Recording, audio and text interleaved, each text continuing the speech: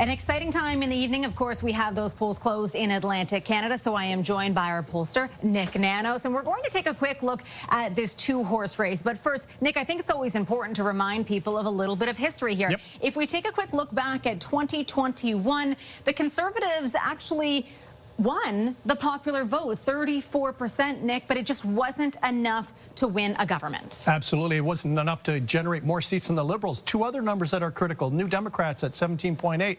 I'm sure Jagmeet Singh wishes he was at 17.8 today. And the People's Party. We haven't really talked about them. They haven't been a factor in this election. They were at 5% back in 2021. Okay, let's take a look now at that two-horse race that we've been talking about. And if you watch the screen, really the colors and the imaging tells it all, Nick. It's really been quite the storyline, starting off with March 23rd, the call for an election. Absolutely. And, you know, when you look at the trend line coming out of 2024 into the election, it's absolutely seismic.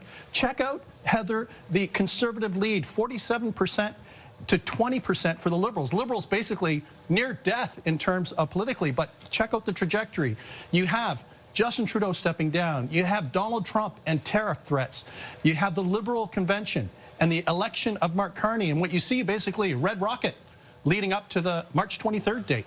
Okay, Nick, and that is, of course, when we start to see the NDP dropping in the polls as well. And then we get to March 28th, and that is when we have that now infamous phone call, that phone call between President Donald Trump and our new Prime Minister, Mark Carney. Yeah, kind of awkward.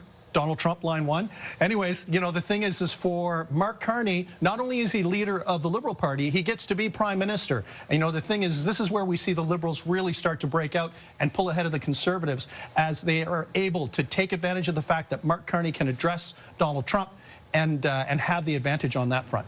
And from March 28th, we went to April 2nd, and that is what Trump called Liberation Day, that poster board in the Rose Garden of all those tariffs coming out, not for Canada on that particular day, but still a very important day. Absolutely. And, you know, when we look at the trend line on this day, this is where we see the Liberals with their biggest advantage during the 2025 campaign, basically 10 or 11 percentage points.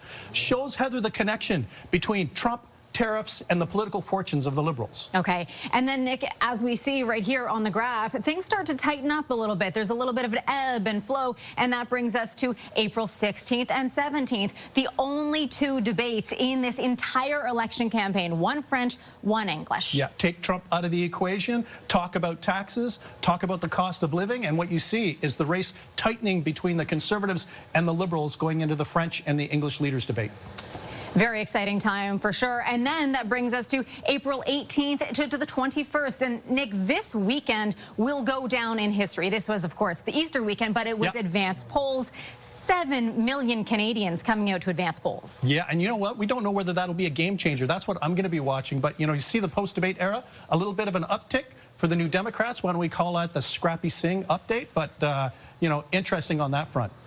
Okay, and then April 22nd, this was when the Conservatives released their platform. Pierre Poilievre, the last leader to come out with a fully costed platform, releasing it after the debates. Yeah, and you know what you can see, Heather, is the Conservatives starting to close the gap after they do and release their costing on their platform. Speaks to the importance of issues in the close of the campaign. And Nick, that brings us to April 27th. This was the final evening of your polling, just late last night. Yeah, why don't we just call this the mad dash to the finish? You know, basically the Liberals have a marginal lead over the Conservatives. It's going to be interesting to see how this converts into ridings in the House of Commons. That's for sure. That was the mad dash to the finish on your polling, Nick, but we have a long ways to go this evening. We're going to watch those numbers roll in overnight, and of course we'll be back more with our pollster, Nik Nanos. Back to you.